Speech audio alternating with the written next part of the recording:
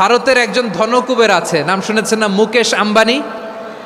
ওনার স্ত্রী নীতা আম্বানি, আমি একটা নিউজে দেখলাম যে তিনি গোল্ড ওয়াটার খেয়েছেন। এক বোতল গোল্ড ওয়াটারের দাম মোস্ট লাইকলি $60,000,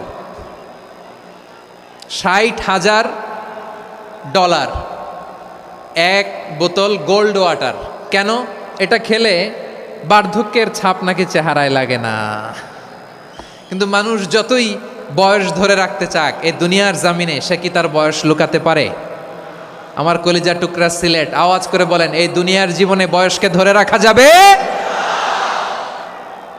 আপনি অমর হবেন জান্নাতে, চির সুস্থ হবেন জান্নাতে। আপনি যদি চির যৌবন থাকতে চান, চির যুবক, এটা পাবেন জান্নাতে। সুবহানাল্লাহ বলেন। ওই জান্নাতে আপনি যেতে চান তো? চান?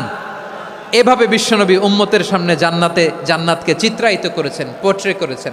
এজন্য বিশ্বনবীর বৈশিষ্ট্য দিয়েছেন আল্লাহ তাআলা মুবাশশিরাম বিল জান্নাহ।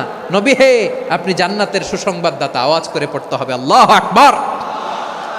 এজন্য আল্লাহ বলেন, ইয়া আইয়ুহান নাবিয়্যু ইন্না আরসালনাকা শাহিদা। ও নবী, আপনারে আমি সাক্ষ্যদাতা করে পাঠালাম।